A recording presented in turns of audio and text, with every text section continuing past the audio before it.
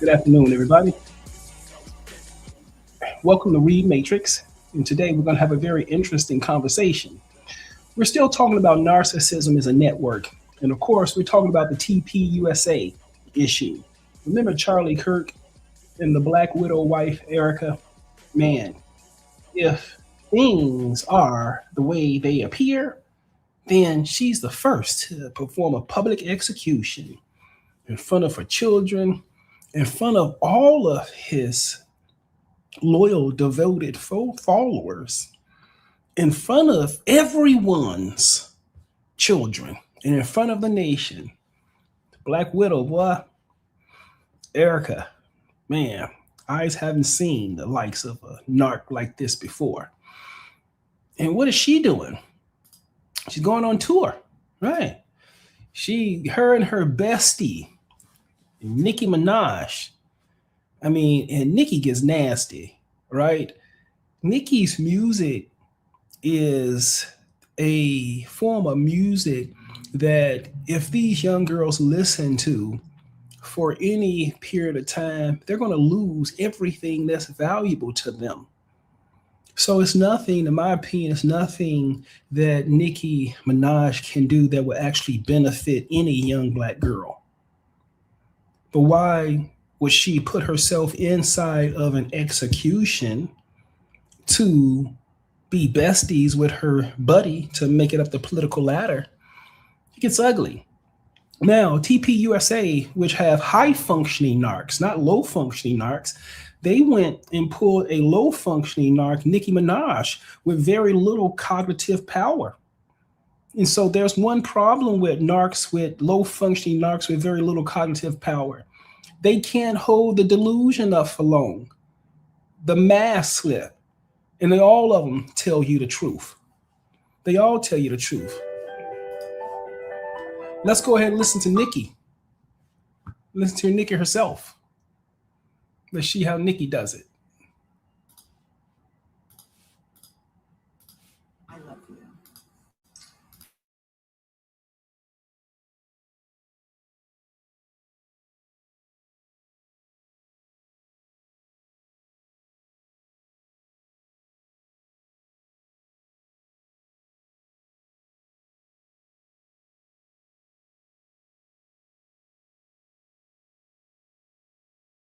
Assassin J.D. Vance, our vice president. And when I say that, so she lets the cat out of the bag right there. Low functioning narc, can't hold up the virtual world that they're the virtual world that they're trying to make us believe. They can't hold it up, and so the truth sort of slips. And let me see how she tries. Nicki and a girl try to cover it up. Trust me, there's nothing new under the sun that I have not heard, so you're fine. She said, and then look at Nicki, I mean, how is she going to come back for this? They hired her as a hired gun to brainwash little Black girls and lead them down the path of death. And she messed up. She told the secret that everybody was trying not to. And why is this important here? So why did Erika hang out with Nicki? Now go and look at my previous podcast. I have Erika Kirk and Nicki Minaj are like Thelma and Louise, right? So look at my podcast on this, coming out soon. And I think this is why, look at this. Look at this video next. Now, this is 5 minutes, 43 seconds. It's best if I just let this play. And then you start to see why Erika brought her homegirl in to distract everyone, particularly young Black girls, from what she just did in public. Look at here and see. If you are following the Fort Huachuca story, there are so many twists and turns in this story. I honestly can't be making this stuff up. So what happened, if you guys didn't listen to our live yesterday, we went through everything. Mitch obviously believes that he saw Erika Kirk and Cabot Phillips at a hotel on Fort Huachuca base. And this was on September 8th in the evening. He didn't accuse him of doing anything weird, just walking out of the hotel. Now, this understand what you just said. This podcast is about narcissism as a network.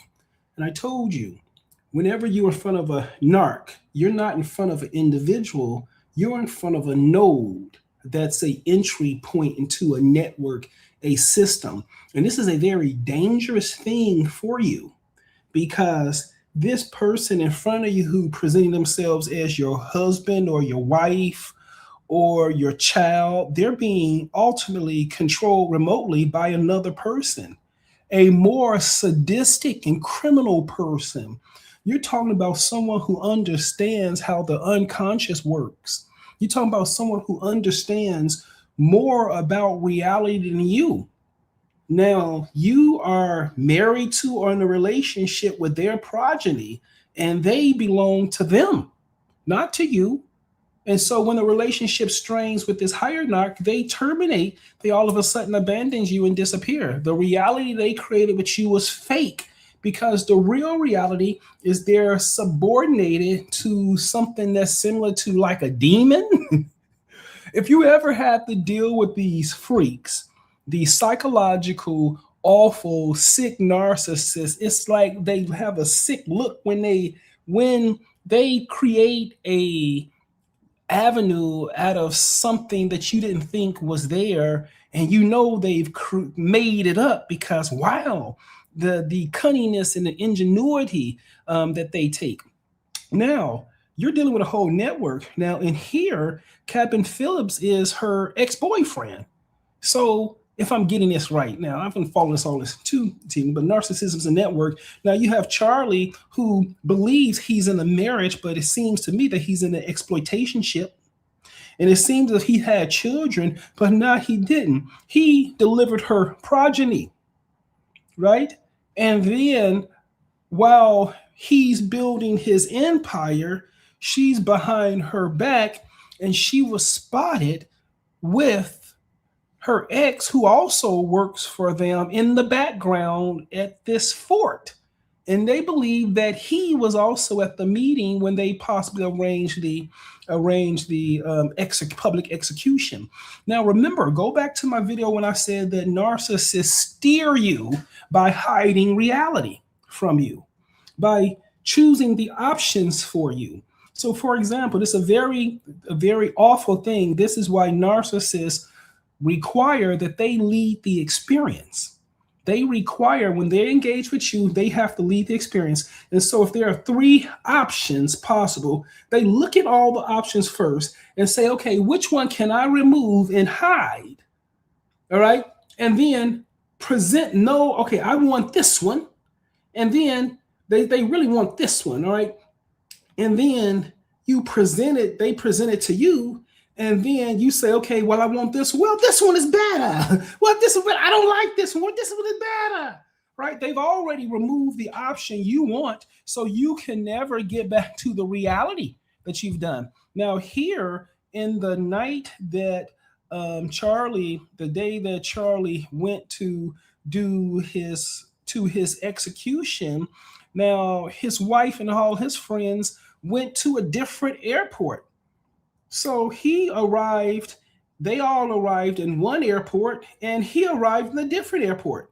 So they diverted his plane to a different airport away from the facility, and all of them was in together. That's an example of how these sick narcissists, they control the options. And so when you are with a narcissist or around a narcissist, they will never let you go know what's going on by constantly hiding things outside of your reality, where all of them have access to the information. This is why narcissism is a network. Unfortunately, like I said, look at the video I had with Tupac and caught between 2 psychopaths. Here you have Charlie apparently caught between one psychopath, which may be Erika Kirk, and then the second psychopath, which is the one who actually called for all this, whoever Erika is working for.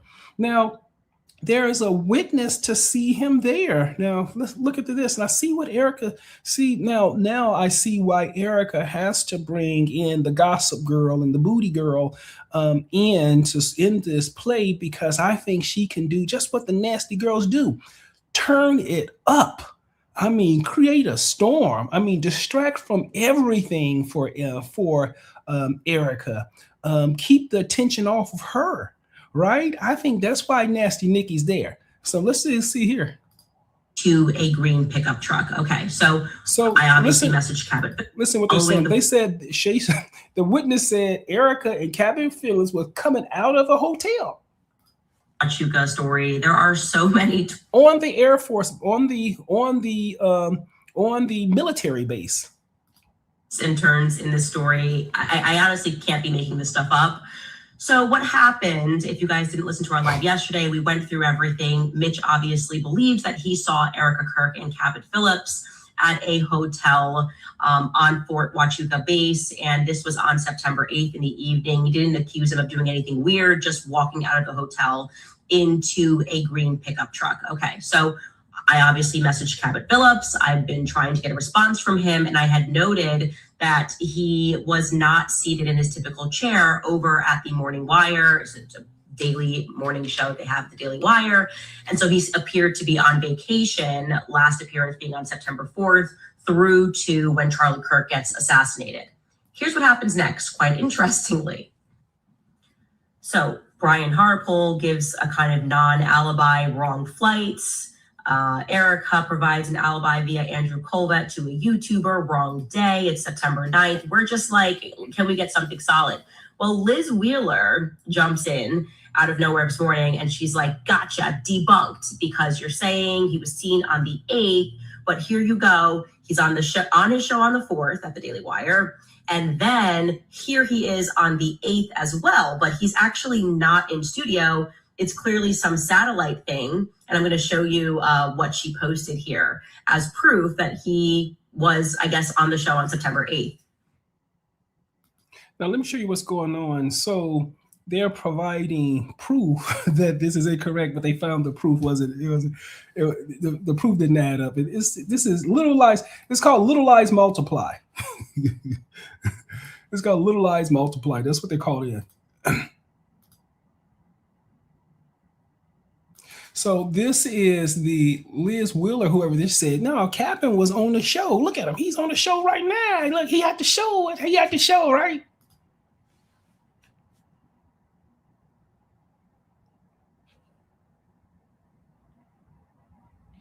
Except the real glaring inaccuracy was the fact that she missed that Cabot Phillips had posted on X that following the 4th, in the evening on the 4th, he had completely shaved his beard off and was like, I'm only going to have a mustache for the next 3 weeks. I guess that's how long it takes him to grow his beard. Men say it takes like usually a month to grow your beard back, but she missed this. So take a look at what Cabot posted on the 4th before he went on vacation.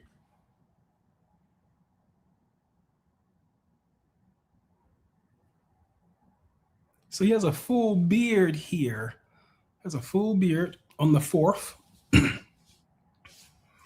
Now, the evening, he cut his beard on the 4th.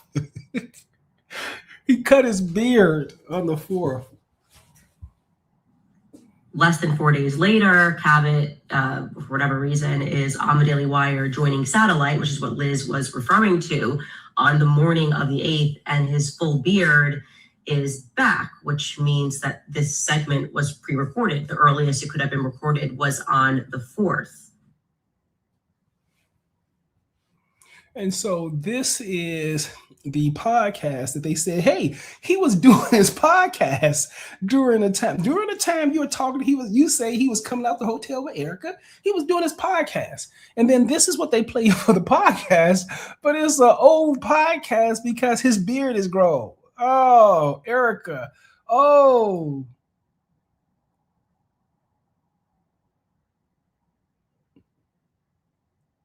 So that's the podcast that they posted. Making matters even more odd is that 2 days later on the 10th, he would be back on the Morning Wire and the beard's gone, starting to grow back, but still gone. So clearly the 8th was pre-recorded, and yet they felt the need to release it on the 8th, which is obviously the exact date that Mitch thinks that he saw Cabot in Arizona on Fort Huachuca base.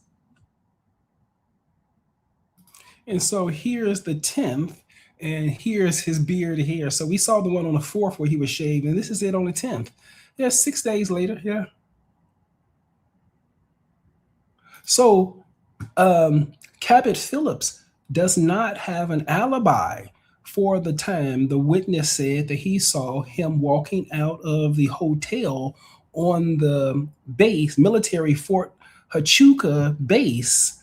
And they went through all of this to try to gaslight the people, to try to make it seem like they did, but he really doesn't have an alibi. It'll be interesting to see what happens. Now, since he doesn't have an alibi, then it goes back to what Erika did. And this is a public execution. And in front of her children. Now, her children and everyone who knows her children, from her children's perspective, everyone around her children would have witnessed their father's assassination. I keep telling you, with these narcissists, they have no empathy towards their own children, and they sacrifice their children. And this is an example. You know, she apparently feels that apparently this is a reasonable option for her to enter politics or to help J.D. Vance become the next president with Charlie's organization, and then she'll finally make it into the upper echelon with the powerful elites, the Trumps, the Epsteins, and things like that. This is a narc who's trying to monkey branch her way up to where the most powerful people are. And this Black Widow was apparently willing to sacrifice her own husband in front of her children, in front of everybody who cared for him. This is cold. And this is what I'm saying. You have a problem. If you're dealing with a narcissist, a psychopath, a sociopath, you have a huge problem on your hands. The best thing you can do if you're dealing with these stupid people, these awful people, is to go no contact. The second thing you have to be able to do is be willing to get an attorney and fire back.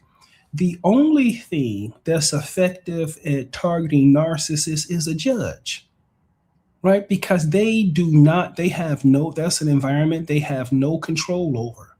Now, remember, narcissists have primitive ego structures, meaning they can only look at themselves. They can only see themselves. They can only see their perspective. They can only see their ideas. They can only see their plans. They can only see their goals. They can only see their hopes. They can only see their dreams. They can only see their ambitions. They can only see their pride. They can only see their challenges. They can only see everything that they want. They can only see, but they can't see nothing from your perspective. They can't see absolutely one thing from your perspective. And if you try to make them do it, then that's when they have to come out of their world and they have to create a character. And they usually show up incompetent, acting like a damn fool, or destroying things in your environment, or targeting you, or creating disruption in the background. So when they have to engage in your reality, they act like petulant children with impulsivity and what we call executive dysfunction, meaning everything around them gets disorganized and dysfunctional, and that's the hallmark of these sick people. Now, at some point, people who do this, at some point as a society, we have to decide how to deal with these type of people. And I think we have to start making laws and start studying these issues. I've always said this, is that if you're not recording a narcissist, you are crazy. If you are not recording a narcissist, what are you doing? They are recording you. And look at this. The only way we were able to solve this or even understand what was happening with Charlie Kirk is everyone had cameras. We can go back and look at it. And you can see like all of the weird behavior and things like that. Every time our car recorded a narc and went back and looked at it, bingo, I can see exactly what they were doing right there. And when you can see them in the process of plotting and planning behind your back and behind the scenes, then you know that they are deliberately trying to put themselves in a position so that you are the most vulnerable, and so that they can create the severest amount of pain, destruction as possible. Can you imagine that? Think about that. For many of us who are normal, who have empathy, doing something like that would be unheard of. But yes, these awful people, they date you, they become your partners, they are the main ones that want to marry you, they're the main ones that want to have your children. And then when you draw that boundary with them, I would give it around 45 seconds before they give you holy hell. You're going to see that mass drop off, and you're going to see the insolent, petulant, stupid, dumb, perverted, stinking narc. Right? So I told you, you have to get you a really good legal game, and you got to get you a wingman. If you ain't got you a wingman that understands narcs, because there's two, you're gonna have to come. You're gonna, just like the narc comes to you with the hidden squad in the background, you're gonna have yours too, because it's a network versus a network, not a network versus an individual. That's why you always lose, right? So get you and your wingman, and y'all understand, and y'all watch out for these freaks. And that's what you do. You call them freaks. In fact, I think you should probably, I'm not a Christian, but you should probably go back and read what Jesus said about these people. And he said that do not cast your pearls to swine, because they'll like chew it up on you and turn on you, something like that. I don't know the exact words, but you understand that. He referred to them as dogs, and he referred to them as pigs, and that's Jesus Christ. And you refer to them as mom and dad and brother and sister and honey. You refer to them by all these endearing terms, and that's not who they are. These people came here for one thing, and that is to unalive you. Why? Because they need the empathy and the energy you have. Why? Because they cannot produce it for themselves. They cannot produce it for themselves. Look at what Erika's doing. She did the same thing I said happened to Tupac and everything, caught between two sociopaths. They took all of his innovations, and everybody, after he died, everybody took his ideas and became billionaires off of them, right? That's the same thing we're seeing in real life with Charlie Kirk in TPUSA. Go back and look at my video.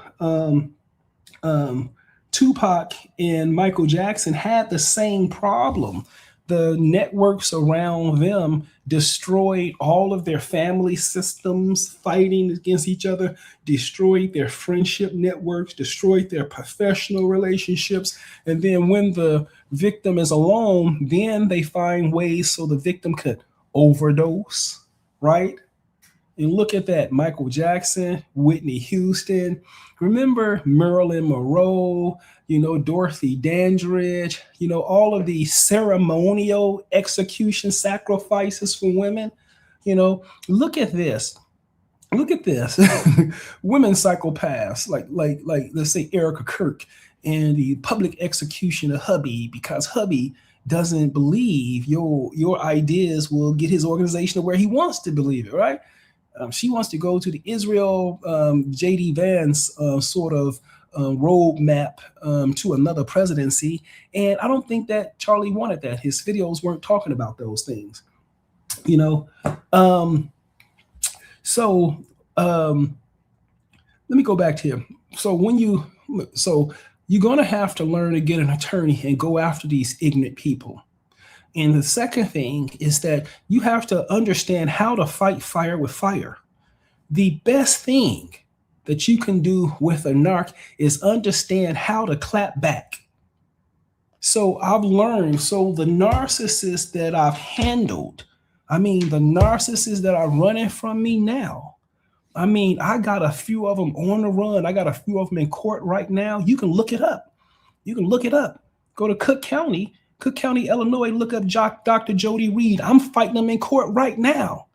Whooping them.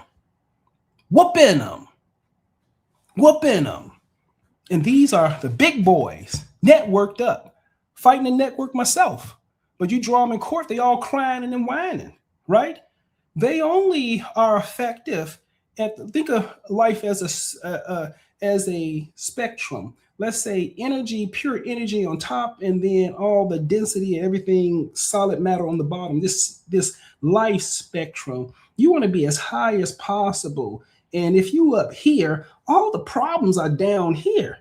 See, the problems are at the bottom. And so in all the narcissists, psychopaths, and sociopaths, they're at the bottom. See, this is why Erika is working her way to the top. Think about this. Look at Erika's presentation. Look at the presentation. Look at the presentation. Look at all the fireworks. Look at the really nice clothes, the hair. Look at all the presentations. You would have thought that she already made it to the top. Look at all of that. But for her, that's really the performance, because she's actually trying to get up to the top. So this is the best performance while I'm at the bottom. What we're seeing is grandiosity, elevated self-esteem, a performance, a manifold world that she's creating for all of us to believe that it's real. But she's trying to get JD Vance elected with her husband's organization so that he can look out for her and she can finally make it to the top. But right now, she down there. Well, she ain't there with Nicki. Well, she was doing the modeling and stuff like that, but she went the Christian route. She didn't went the booty shaking route, right? So she's not as low density as Nicki and everything. So as Nicki. So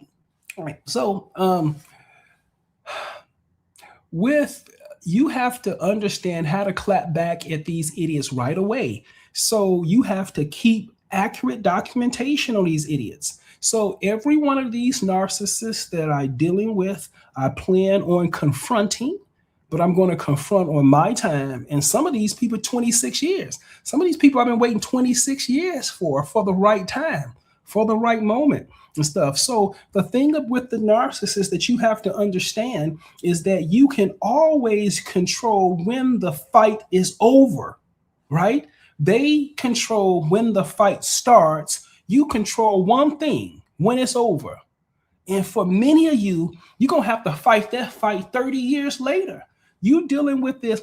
I had a petulant narc who was in my family as a teenager. He was the only punk who would be running around with a gun. Right. And so we all other teenagers, you fight with your hands, but this punk in my family would run around with a gun. That was when he's in his early 20s. Now he's in his 50s now. Hey, I'm going to let you know your gun don't have any bullets now. And this is not over. This is not over. Hey, these narcs, don't take this from them. So first of all, don't go picking fights with narcs because you're going to lose, right? You're going to lose everything. It's going to be you ain't going to be fighting the whole swarm and network and everything. But this idiot that was in my family was such a tough guy in his 20s. He was beating on his wife. And then anybody who says something about it, then he'll start attacking them and start doing the rap. Well, that was in your 20s. You in your 50s now. What are you going to do, boy? And your wife's, well, you can't beat your wife that much. I mean, you're going to have to pay alimony now. This idiot was beating his wife for years in his 20s. Now this idiot's in his 50s. His gun don't work. And what are you going to do, narc? So some of these people, I'm just waiting for the right moment. It's going to be good. Some say, you shouldn't think about revenge, or you shouldn't think about getting back with these narcs, and some say you should just forgive and move on. I can still forgive, but I'm going to get you back. I'll forgive you. Oh my God, I'll forgive. Oh, I'll forgive because I don't want the sin on me. I don't want the karma on me, but motherfucker, I'm getting you back. I think every narcissist that I deal with understands that. And I think that's what you need to now. Right. And when I say get back, you can never do anything illegal. But let me tell you this. Always keep your business and your resources private and separate from these idiots. And then do a serial lawsuit on these idiots. Or get your friends to all file a lawsuit on this idiot at the same time. And watch them run away, scared, petulant. These are cowards. And the only reason why they are so feared is because it's a group of them and they're targeting you and you don't know anything that's going on. Right? So I hope this is helpful for you. And I hope this is going to help you understand that narcissism is a network. And when you're standing in front of that stinking, perverted narcissist, that narc, and again, that narc, you're not dealing with an individual, you're dealing with a whole network. And look at, and all of us with empathy is like Charlie. All of us, you know, it seems like this guy really had a lot of empathy and really wanted to influence the direction of this country. And what did his wife do? Executed him in front of all the people who cared for him. That's a level of sociopathy that would be very difficult to read about and to see. And it's amazing to see how this thing is going to turn out. You know, so my next podcast is going to be talking about more about narcissistic personality disorder and what a narcissistic rage is, right? Now, let me just tell you something. Narcissists have to always control reality. That's why they're always talking, right? And second, you always got to lie to you first. Yep. When the narcissist come to you, the first thing they tell you is going to be a lie. And I'm going to go through some videotapes and things like that of narcissists and things like this that's online to show you step by step how to act, how to recognize this sickness right away. And when you see this sickness, you need to be prepared to act because you are in front of somebody who is planning on unaliving you and torturing you as much as they can. That's the goal of the interaction. Right? The goal is to lure you into privacy within a relationship and start the process of severe emotional and psychological abuse and financial abuse and telling your neighbors about you and calling your job and spreading rumors. These people are sick. They're sick. So stay tuned and go through my podcast, Read Matrix. Take care, guys. It's a pleasure to talk to you. I hope it is helpful for you. Ciao, guys.